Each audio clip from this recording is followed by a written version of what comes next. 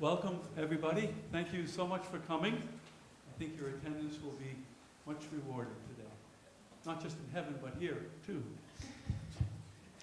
This is louder than I expected. This is part of the Cultural Affairs programs. And the president is here, I see, Jim DeLugos, and I thank him again for supporting cultural affairs at St. Joseph's College. And I want to let you all know that the next program fits in very well with this being the Year of Mercy. We have Susan Conroy coming here to speak on Celtic spiritualization and also lessons that she learned by observing Mother Teresa. So that is on March 2nd. It's a Wednesday afternoon at the same time, 3 o'clock here in the auditorium. We have a great program for you today, a very timely program that the interest goes over many different disciplines and departments. So I see people from different departments here today, and thank the professors who brought their students with them as well. So in order to introduce our two speakers today, I'd like to introduce you all to Jean McGinnis from the Advancement Department here at St. Joseph's College. And she, as much as anybody, has helped to put this all together today. So she will introduce our two speakers. Thank you again for coming. Thank you. I'm very excited to see you all here today because we have two wonderful speakers. Dave Canarie, who many of you might have had for a course, an international finance or law course as an adjunct professor, and Dana Eidsness. She's our director of the Maine North Atlantic Development Office. So you all might be wondering, how are we opening the Arctic? And these two are about to give you some great background and understanding of why the Arctic is important to us. Let me first introduce Dana. She's going to give us an outline of why the Arctic is important to Maine. And then Dave will talk about why this is important to St. Joseph's College as well. So Dana started the Maine North Atlantic Development Office in January of 2014, so it's really a brand new office. It's just been funded by the state. It's an initiative of the Maine International Trade Center, Invest in Maine, and other partners who are developing trade and investment opportunities for Maine businesses in the North Atlantic markets. Many of you might be familiar with the company called Imskip that you can see on Commercial Street. And that's one of the big investments that's come to Maine that you can see and probably even get some internships this summer at. I just want you to know that she's been very involved in the North Atlantic Council as well. Very important group of people to be involved with to understand what is happening up in the circle there. She is a 2015 Arctic Summer College Fellow, serves on the U.S. delegation to the Arctic Council's protection of the Arctic Marine Environment Working Group, and on the advisory board of the Arctic Circle Assembly in Reykjavík, Iceland. She's also advisory board chair to JONA, which is an acronym for the Jewels of North America magazine, which is an up-and-coming web-based magazine based in Iceland that will cover North Atlantic affairs for the North Atlantic community. So these are some of the exciting things that St. Joseph's College is getting involved in as well. She has served as Director of International Business for the Vermont Chamber of Commerce. She lives on Orr's Island in Maine with her husband and two daughters. So we're very excited that she could come to St. Joseph's College today. Next up is Dave Canarie. He's the one with the exciting idea as he worked with the professors and the faculty. John Zarillo and Tony and Bill are here, I see. Just want to thank them all for bringing Dave's great idea to the administration so that we could understand what kind of opportunity might be here for students, faculty, and the college. Dave has taught these classes, and he's also, at the same time, a practicing attorney and vice president and managing counsel in Unum Group Law Department. He leads a team of lawyers providing legal services on investments, corporate real estate, reinsurance, and procurement matters. He's the former chair of the Maine State Bar Association, Continuing Legal Education Committee, and a frequent speaker at law and business seminars.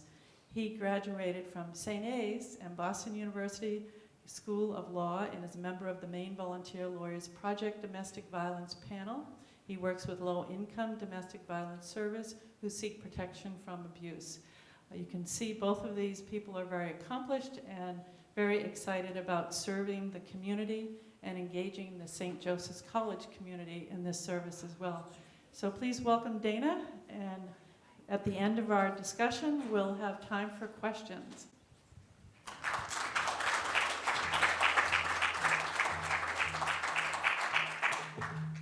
Thanks for that introduction, Jean. So, just before I get started, I wanted to say just a couple of words about the Maine North Atlantic Development Office, just so you understand the context of where I'm coming from. I work out of the Maine International Trade Center in Portland, and the North Atlantic Development Office, as Jean said, is an initiative of the Maine International Trade Center. And I'm charged with increasing trade and investment activity between Maine and the North Atlantic region, which is Northern Europe, Scandinavia, Atlantic Canada, Greenland, Iceland, and the Faroe Islands, which are part of Denmark. So that's the world that I live in on a daily basis. I also work on building networks to facilitate exchanges, academic exchanges, arts and cultural exchanges, and I've been tasked with inserting Maine into conversations about the future of the Arctic, which has been an interesting part of the position. So that said, I was called here today to talk about Maine's role in the future of the Arctic. And let me just figure out my clicker here. I thought I'd start by just showing you some headlines from the past year. Hopefully you can see that. I don't know how to make it any bigger. So over the past year and a half or so, we've seen headlines like this, and I'll read them in case you can't see them in the back. So Maine Senator King co-creates Arctic caucus. It was in the Portland Press Herald. Looking for edge, Maine plunges into Arctic policy, Portland Press Herald. Could Maine become the nation's second Arctic state? That was in the Alaska Dispatch News, and I can tell you that my friends in Alaska were up in arms over that because Alaska is the only Arctic state. So there's been some interesting media play over the past couple of years since the program started. And so today I'm going to start by talking about what's happening in the Arctic, what's happening in Maine as it relates to the Arctic, and I'll talk about some high-level Arctic meetings that will be held in Maine in 2016. So first, what's happening in the Arctic? So this image that I'm showing you here is of the ice melt between 1979 and 2012 throughout the Arctic region here. So to the far right, you'll see Greenland's ice sheet. I think down here with the little snake, that's North America, and Alaska. Russia is up there. And the red outline represents the ice at its lowest point in the summer months. So in 1979, its lowest point was right where the red line is. 2012, we're all the way back, receded to where the white is there. So you can see the ice boundary has shrunken considerably. So the story here is that the ice is melting abruptly, and it's going to have global impacts. So Greenland, which is right here, it's the world's largest island. It's blanketed by ice 2 miles thick, if you can imagine that. In August of last year, there was a glacier in Greenland that lost enough ice to bury Manhattan in an ice layer 1,000 feet deep, all in one calving incident. So a piece of this glacier broke off, and it was the size of Manhattan. It released a piece of ice that measured nearly 5 square miles in size. You can actually see it happening because there just happened to be a research team that was up next to the glacier when it happened, and they were filming, and they captured the entire thing on film. So there's a movie called Chasing Ice, which I would highly recommend you check out because they captured, it was about a 73-minute episode of just, it was like seeing a city collapse and fall into the ocean. It was unbelievable. So, and Greenland has the world's second largest ice body after Antarctica. And the sheet releases 250 gigatons of fresh water into the oceans each year. A gigaton is about 1 billion tons. So think about a block of ice that's about 1 kilometer square, and the equivalent of about 250 of these melt every year, putting fresh water into the ocean, causing changes in circulation patterns in the ocean and the atmosphere, which impacts weather patterns. So even if you don't live near the ocean, the melting of Greenland's ice sheet could affect your weather in the future. And if all of Greenland's ice sheet were to melt, sea levels would rise about 23 feet throughout the world. And I can tell you that would be devastating. I live on a small island off the coast of Maine, and my house would be underwater. So what happens when the ice melts? In addition to sea level rise, you'll see changes in water temperatures. And look at what's happening in the Gulf of Maine right now. The Gulf of Maine Research Institute released a report probably about 1.5 years ago now, which basically shows that we're having an ocean heat wave here in the Gulf of Maine, that the Gulf of Maine is warming 99% faster than the rest of the world's oceans and has been over about a 10-year period. That has significant impacts. You're going to see changes in weather patterns. I feel like we're seeing it now. I haven't had to call my plow guy at all this year, which has been unusual. You'll see changes in fisheries, see changes in ocean ecosystems, increased ocean acidification. And some examples of this in Maine would be our shrimp fishery, which all but pretty much disappeared about 2 years ago. The shrimp are seeking cooler waters. They're swimming up to Greenland. I just met with a friend of mine in Greenland who works for a fishery there and congratulated him on catching Maine shrimp. Lobster, we're seeing a record lobster catch here. But I suspect it's from lobster moving further north, seeking cooler water, and there's some fear that they'll just keep going, looking for cooler water. Our cod stocks are down, and we're seeing new species in the Gulf of Maine at this point. Longfin squid, black sea bass, the green crab population has been a problem off and on. And all of these things impact the ocean ecosystem. We're also seeing things like coastal erosion and changes to coastlines, and we'll be seeing more of that if this abrupt change continues. I know that the city of Portland employs someone who, as part of his job description, looks at the city of Portland's infrastructure and tries to calculate what's going to happen to that infrastructure should sea level rise by a certain amount, and what the city's needs will be for improving or replacing infrastructure in the city. As I said, I live on a small island here in Maine. It's Orr's Island in Harpswell, and I can tell you that our town hall has had meetings about local infrastructure. There's a bridge that runs right in front of town hall that will likely soon be underwater. So we're looking at ways to have the funds available to replace this infrastructure if needed.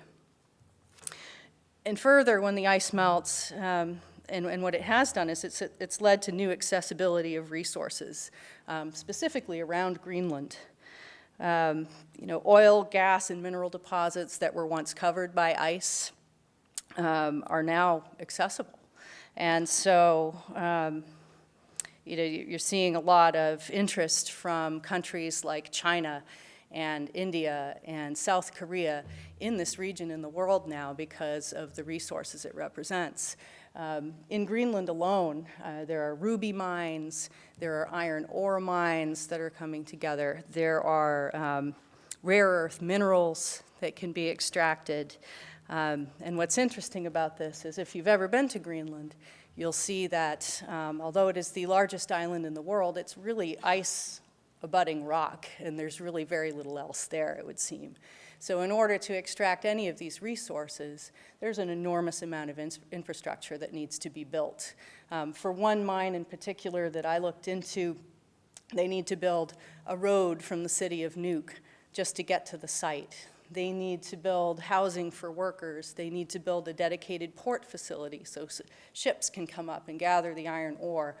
they're looking to build a dedicated airport for this one mining facility. So it's basically like building an entire city. And from where I stand as an economic developer, that represents some opportunity for the state of Maine.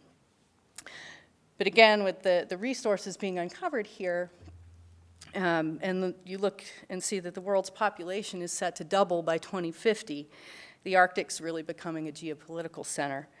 And as I said, places like China, India, South Korea, and other nations are paying close attention to what's going on there. And when you look at the fact that Russia owns 50% of the Arctic coastline and probably close to 50% of the resources in the Arctic, you'll probably come to the same conclusion that I have, that diplomacy is going to be very, very important in the Arctic moving forward. So that's a lot to take in, but it's important background information. So what else happens when the sea ice melts? Let me see if I can fix this a little bit. Well, you end up with more water to pass through at some point, and so we're looking at new sea routes. So with the sea ice melting, new routes are becoming increasingly passable that connect the Atlantic and Pacific Oceans. So at some point in the very near future, and it is already happening to some extent, you're going to see ships coming over the top of the world instead of going down through the Suez Canal and the Panama Canal. And it's projected that by 2030, in only 14 years, about 5% of total world trade could be routed along the northern sea route, which is, where's this? That's the red one here. And that runs along Russia and Alaska. So that's a big deal. I mean, this is water that really hasn't been traversed before, for the most part, because it's been covered in ice. And we really face a paradox as the receding ice in the Arctic opens up new economic opportunities, particularly in the areas of energy, when we're talking about resource extraction, like extracting oil and gas deposits, and transport. Having more ships traveling over this part of the world. The irony here being because that this increase in activity undoubtedly will speed up the Arctic change that's already in play. So there's a great deal of responsibility upon all of us in the world to make sure that we're not making things a lot worse, because ultimately, with the traffic coming through here, we're going to have carbon-emitting vessel traffic traveling over very delicate ecosystems that have never been touched. So that said, an ice-free Arctic could shorten distances between North Atlantic and East Asia by about 40%, which someone would argue, decreased shipping times will decrease the amount of carbon emitted, which in the end will put us ahead of the game. Maybe that's true. I've just come back from Scandinavia, where they're looking very closely at building a newer, greener ship of the future that's lighter, faster, and perhaps uses something other than heavy fuel oil to operate. And so I'm really interested to look more closely at those types of initiatives. But interest is certainly growing in shipping through these new sea routes. And right now, they're mostly passable during the summer months when the ice is at its lowest. And shipping through the northern sea route right now, which again is the red one, that's happening more regularly than any of the others. Actually, the northern sea route and the Northwest Passage are the two most viable routes, with the northern sea route being the most viable. So that one has increased in traffic from 2 ships in 2007 that passed through there to 71 ships in 2013. They took a little dip in 2014. I don't know why that is, but they dipped down to 53. But now it looks like shipping is on the rise through the northern sea route again. There's also increasing interest in the Northwest Passage, but climate and ice conditions still make this part of the Arctic difficult to navigate. So even though the ice is melting, the way is not clear. So there's still a need to figure out some protocols there as well, search and rescue protocol, ice navigation, and those sorts of things. And we're going to see in the near future in 2016, there's a luxury cruise ship called the Crystal Serenity that's looking to carry 1,700 passengers from Alaska to New York City through the Northwest Passage, which seems a little soon to do that, but they're about to.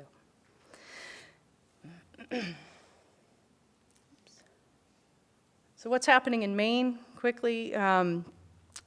In March 2013, the Icelandic steamship company Eimskip moved from Norfolk, Virginia to Portland, Maine. So they have their headquarters here in Maine now, which makes Iceland and Maine hubs for niche shipping activities. So if you like Lindt chocolates, those truffles, you can thank Eimskip for getting them here.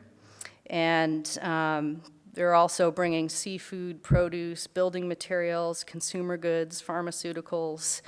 Eimskip is really our Arctic highway connecting Maine to the North Atlantic markets and to the Arctic. For the first time in over 40 years, we have direct liner service to North Atlantic destinations. Whoops, that's not it. Where did it go? So from Halifax all the way up to Murmansk in Russia.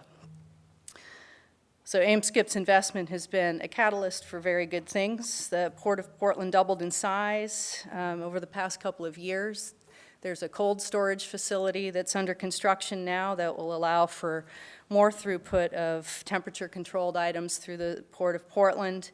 And importantly, the rail has recently been extended so that that connects the Port of Portland and Eimskip's network with freight customers throughout North America. So if you're in Kansas, you can get your products here to the Port of Portland, and then we can ship them out through Eimskip's network here. So we're not at the end of the line anymore. We're a hub, which is pretty exciting.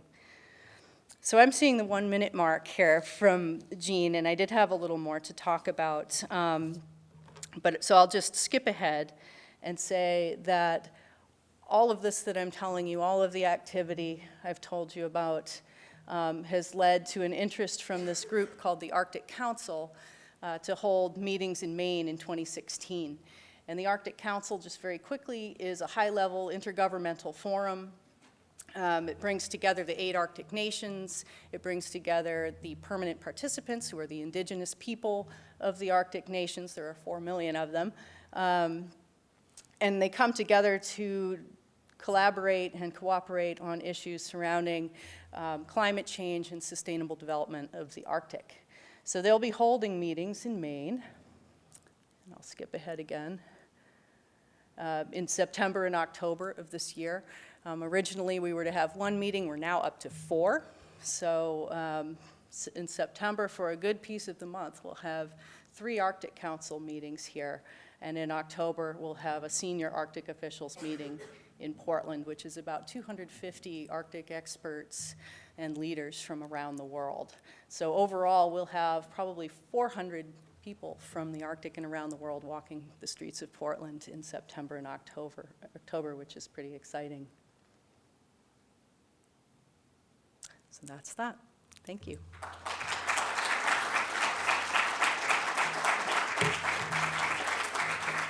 Well, hello, everyone. I'm Dave Canarie, and I'm happy to be here this afternoon to talk about opening up the Arctic in a specific context. What does opening up the Arctic mean to all of us at St. Joseph's College? And some of the ideas that Jean referenced in her opening remarks and that I'll be talking about today were developed in this very building, in fact, literally 1 door away from here, in a seminar room for my International Global Finance seminar. And there's actually a couple of alumni from that class. They might think of themselves as survivors, but I think of them as alumni. Danielle Ouellette, Isaac Mills, Andrew Karen, they're all here, and the others have graduated. But anyway, in that class, we talked about the theory and practice of international finance in a very interactive and action-oriented way. So we just didn't want to talk about what the book says about international finance. We wanted to apply it in the real world, and we did. So we focused on a lot of ways and looked at ways in which Arctic issues are impacting our region, our state, and our country. And we noticed immediately that there were articles connecting Portland and Iceland, for example. We learned that the president of Iceland visited Maine. We learned about Maine, a new firm starting up on the Portland waterfronts, focusing specifically on trade between Portland and Iceland, and really that whole North Atlantic trade route that Dana was talking about. And Dana chairs the board of this new magazine, a web-based magazine that focuses on business, culture, current affairs, and tourism issues for what's being described as the new North Atlantic community. So this is all new and emerging stuff. And it isn't just Maine-based papers where these things were being talked about. There was coverage in the national papers like the New York Times and in international papers such as the Financial Times as well. The whole issue of Iceland, the North Atlantic region, are hot topics. Poor metaphor there, given global warming and some of the tragic consequences, but there's a lot going on. But what particularly was of interest to us, and what really sparked a lot of the enthusiasm and focus we had, was on this conference that's going to be held in Portland, Maine, of senior Arctic officials in October of 2016.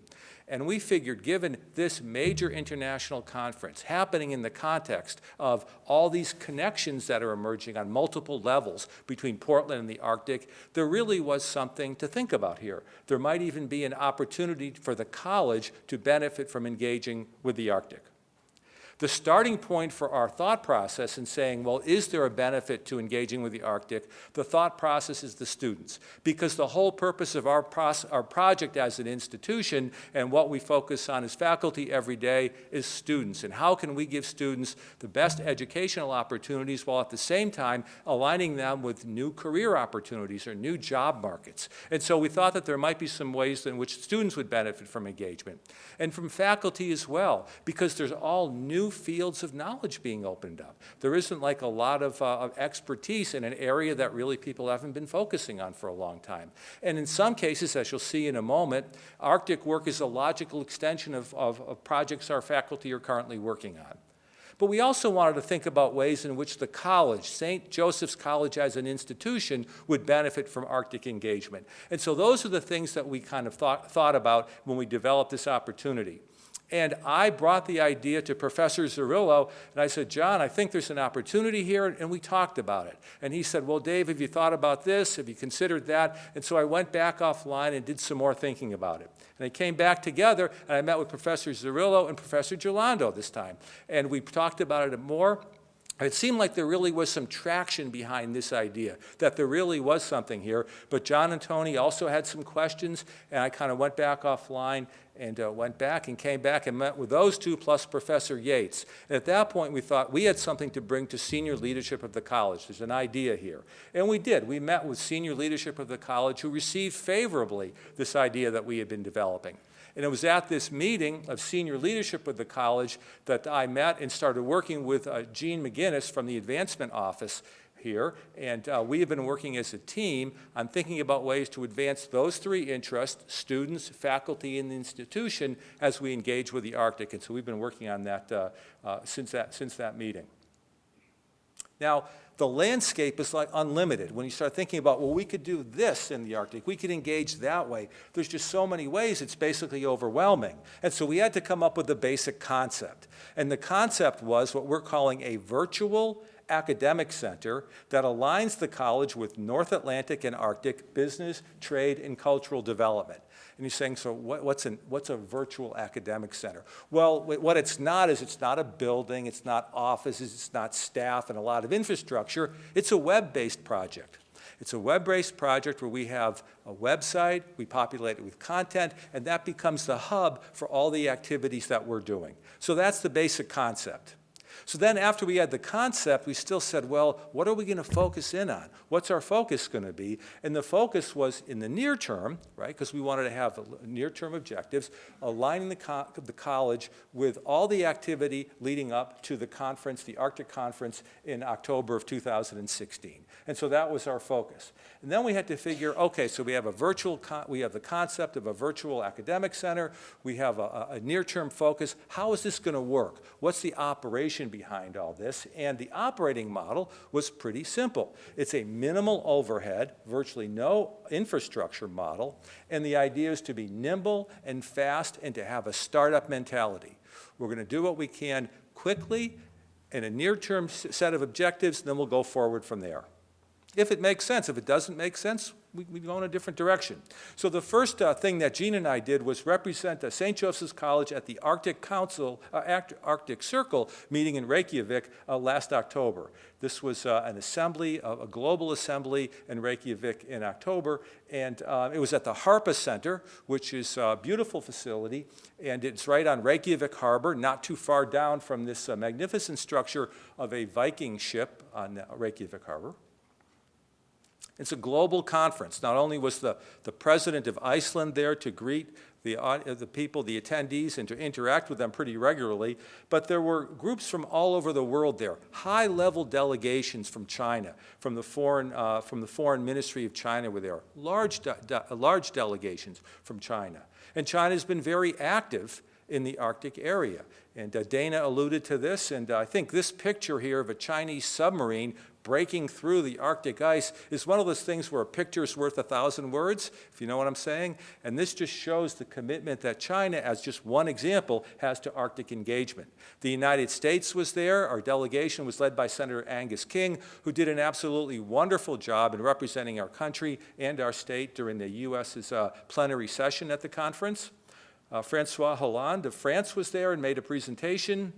There was a very prominent and active Russian delegation as well. And Russia, like China, has been very active in the Arctic as well.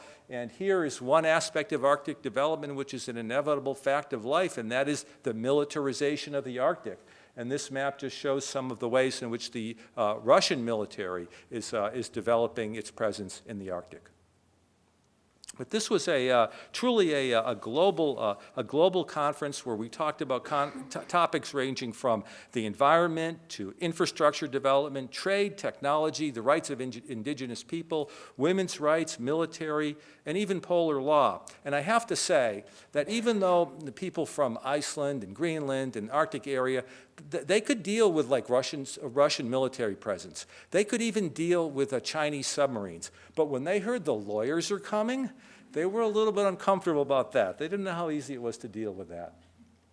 This is a view of inside the Harpist Center. Remember the blue building we saw a few slides ago? This is a view of the inside. It's a magnificent structure, amazing acoustics, and there were performers, native performers, indigenous people performing throughout the conference.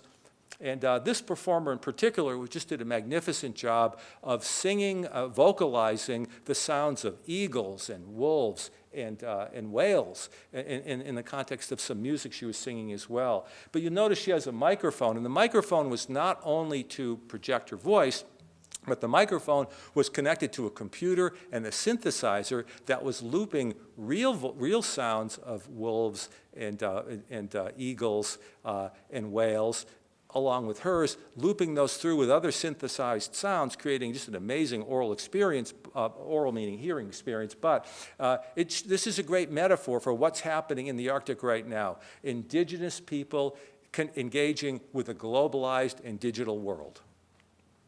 And of course, there was also jazz there, what I consider the universal music. There's also a great show, which I don't have a picture of, where the Korean embassy hosted a K-pop, Korean pop breakdancing festival there as well. So there was a lot going on from an art standpoint, aside from the substantive topics. And it was, as I said, a big conference with a lot of attendees and many breakout groups. There was a 50-page agenda for this conference, just to give you an idea of the vastness of the topics that were covered there. So, okay, we've kind of talked about the Arctic Circle Council. Let's bring it back to St. Joseph's College, and what does all this mean for the college?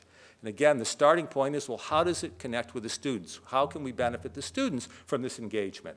So one way we did is to develop this virtual academic center, which is website-based. The students were involved in developing the technology and developing the content for that website.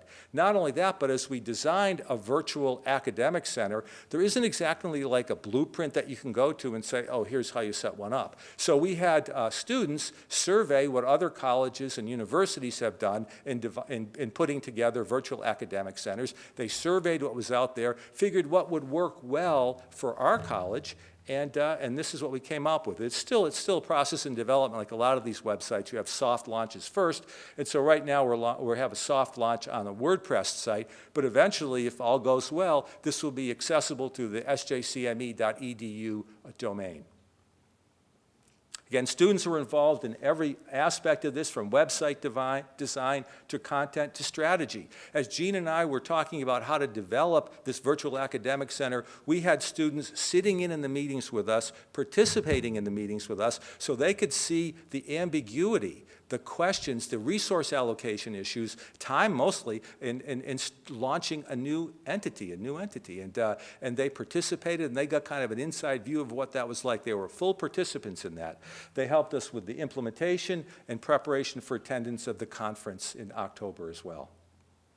Opportunities for faculty include the ability to connect with universities in Iceland. Thanks in large part to Dana, thanks exclusively to Dana's assistance, we were able to connect with faculty at Reykjavík University, and they're very interested in meeting and engaging with our faculty and our students, and very simply through Skype. Right? And they would likewise welcome our faculty and our students for engaging in their classrooms. The technology makes it real easy to do. They have super Wi-Fi there, and they speak English. Even though Icelandic is the official language, they speak English. So there's a lot to do there.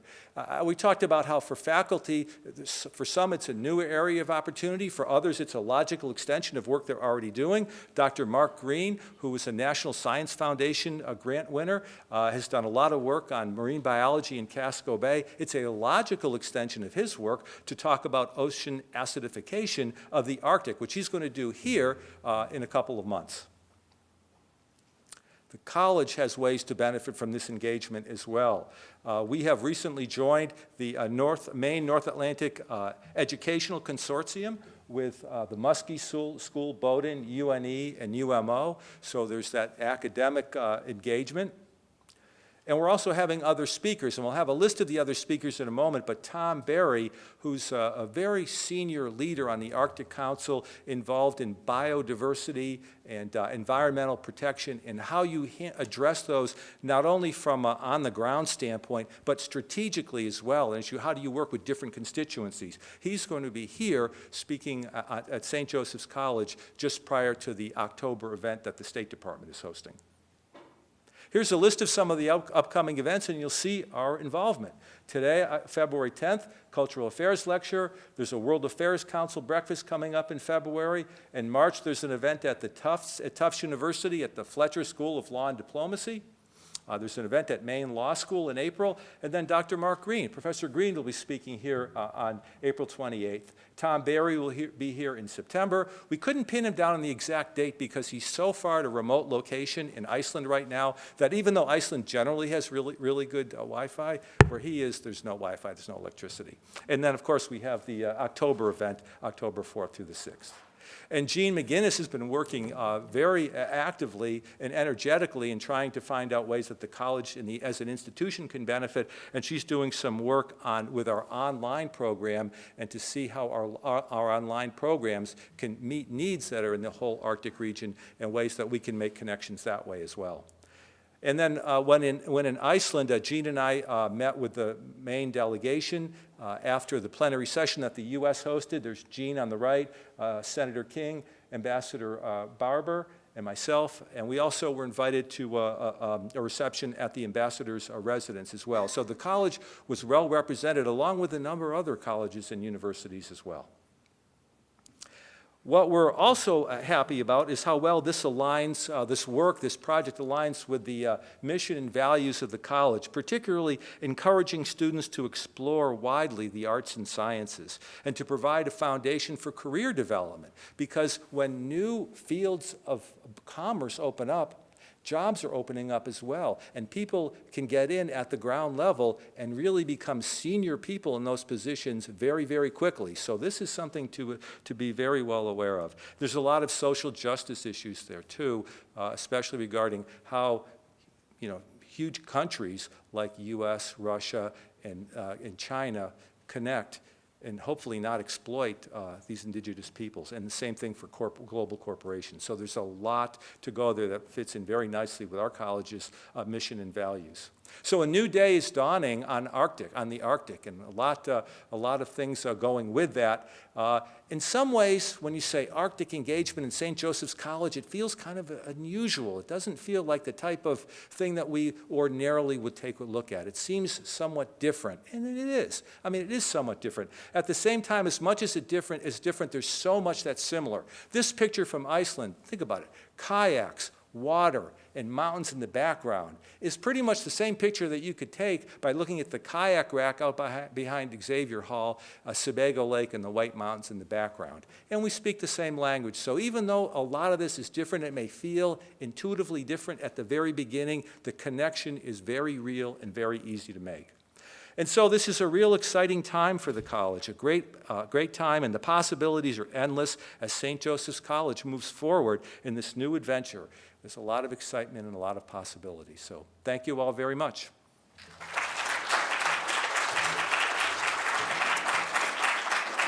And I think at this point, Dana and I are available for questions, and I think Jean will lead that off. Hi, everyone. Are you excited? You have questions? All right. Somebody's smiling. Does someone want to wave their hand and tell me they have a question? I'm going to bring the mic up to all the questions. All right.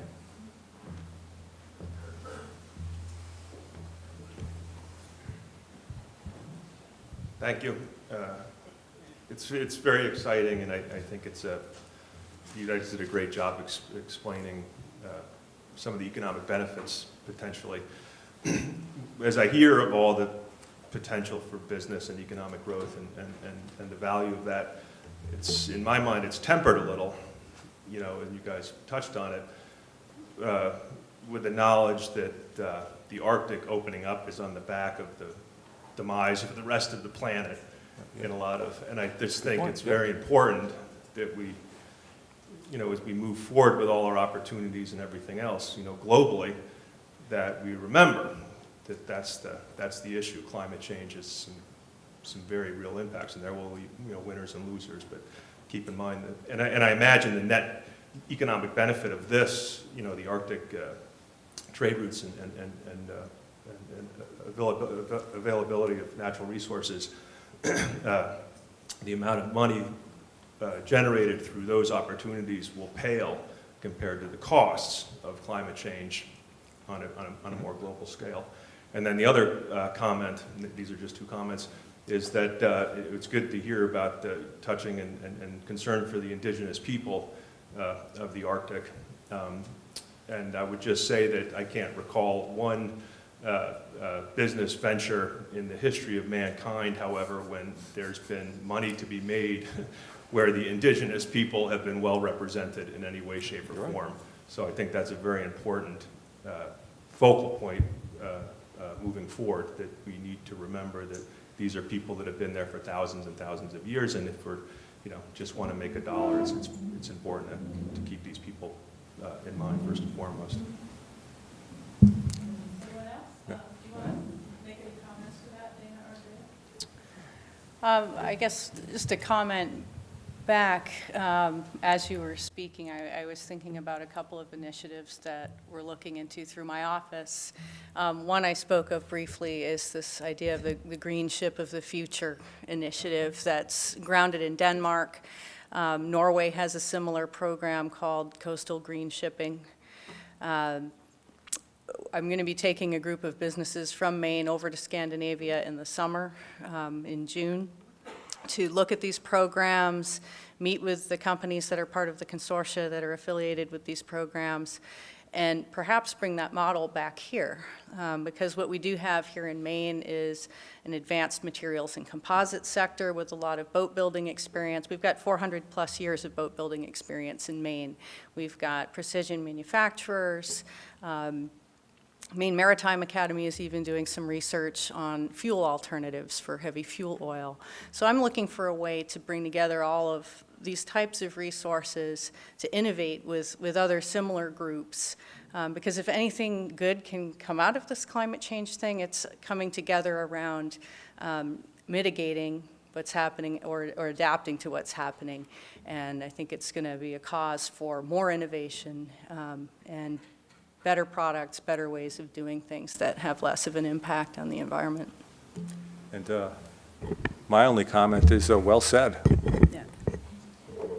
I'd just like to add that I was also very interested in that point, Mark, and participated in a lot of the sessions that were happening in the afternoon.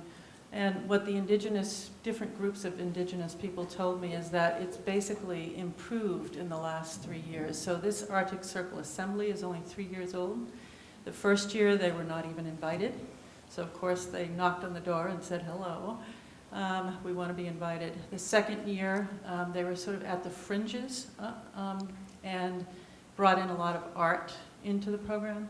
And the third year, which was this year, they were actually part of all the sessions in the afternoons as well. I think that was also why USM had a number of people there from their policy area, and a lot of mental health issues are coming up in the Arctic for indigenous people as well.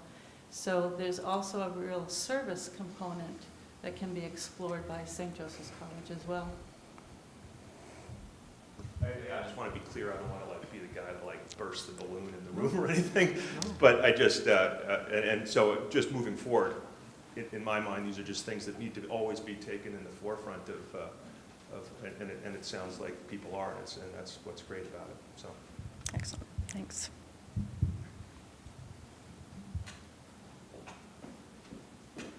Looks like Jean's going to get some exercise. Gotta get my 10,000 steps in.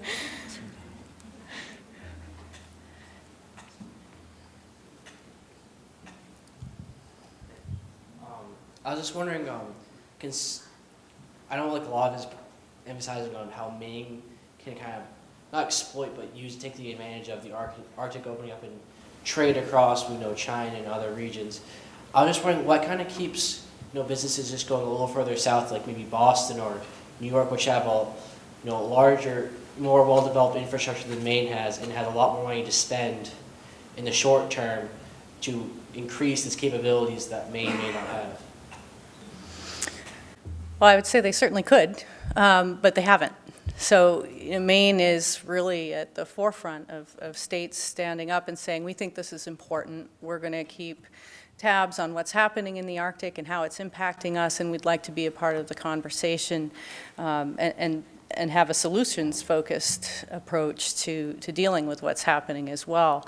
On the trade and transportation side, we have AIM-SCIP, which I think certainly helps.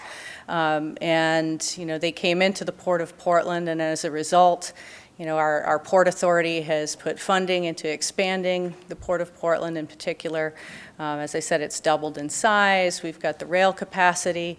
And honestly, with some of the larger ports up and down the East Coast, you're seeing a lot more shipping activity, probably with larger ships, but I think what we have here in Maine is the opportunity to have a niche market where we've got the smaller ships coming, where Portland, Maine and Reykjavík, Iceland are both hubs for shipping activity. So, we may be bringing in product by rail into Portland and then sending it out on AIM-SCIP vessels to Iceland, where it's then put on other vessels to places like Rotterdam and whatnot, and it goes in both directions. So, Halifax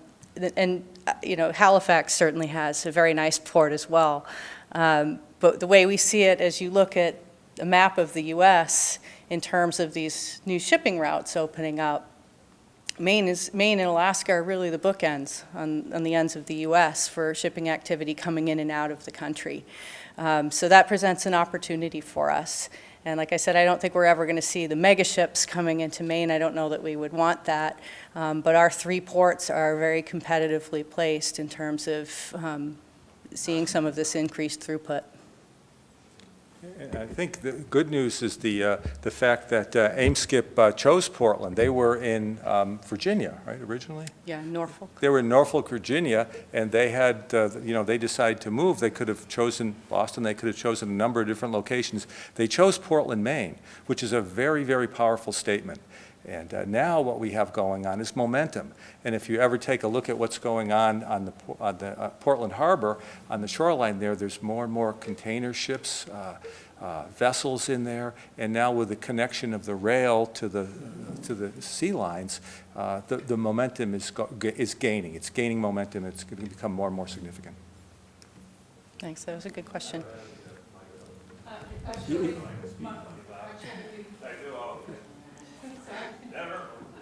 I was just going to say, it could be a business decision also from IMSCIP, and a good one. An empty supertanker burns about 90 metric tons of fuel a day, and that's an empty one.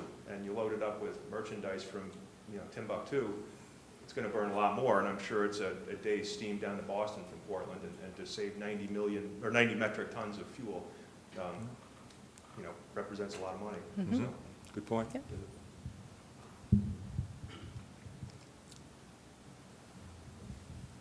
I'd like to follow on Eben's question about looking south, and you mentioned Halifax, which is north. Mhm. I just wonder, IMSCIP that had the opportunity to go anywhere, do you have any insight? Did they find certain advantages of Portland over Halifax, which, as you mentioned, has a huge harbor and the rail connections and everything already? Yeah, I can't really speak on behalf of AIMSCIP, but I can guess as to what they found appealing. And I think the number one thing that comes to mind is that Portland represented a blank slate for them. I mean, if you remember the International Marine Terminal property, it was largely a derelict property for some time, and we had some cruise ship activity going in there, but it was not a nice space. It was underutilized. But they saw that, and they saw the potential. I think the other piece is that there was a comfort level with Maine. I think that Maine has, what I would call, we're part of the North Atlantic identity, if you will. It's very comfortable to do business in Iceland. They're very comfortable doing business here. And we have an accessible government that was willing to, really be a good partner with them in figuring out how to develop their idea to locate here. So I think it was a combination of those things. It was the opportunity to be a big fish. In a smaller community, it was the blank slate approach, being able to build up a port facility as they saw fit, and also having government and business working hand in hand with them. And now we see the development of a whole ecosystem regarding trade as well. So it's not just one shipping company, it's smaller startups, it's various labs that are happening, new product development ideas,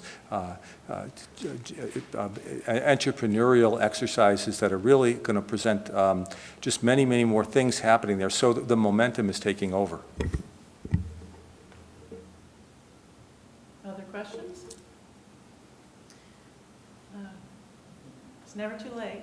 I did want to thank one of our students is here who worked with us. Jordan, would you like to just wave and say hello? So Jordan Graves and Sophie Cregan helped us in the beginning part and looked at all those other websites, helped us develop a web page and even a design, the wireframe design for it. Then when they finished with their internship in the fall, then Haley Androulet, who is a nursing major, started working with us, and she's been helping to keep it updated. And if anyone's interested in internship around this, we'd love to have you. It's a really exciting project because it's very startup oriented, and it has a lot of crossovers in terms of working in the community, working with Dana and Dave, and on the campus. So it's a great way to build your community and your connections. Okay. Well, I would love to thank our visitors here with a special gift, because of course we're St. Joe's College, so we always provide a special gift. Gifts are good, yeah. So, thank you very much. You might want to.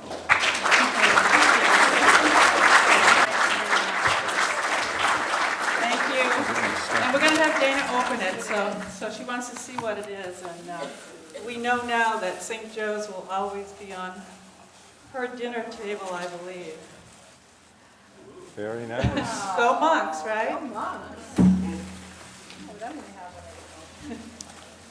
I have to, okay, good, all right. Thank you, everybody. Thank you.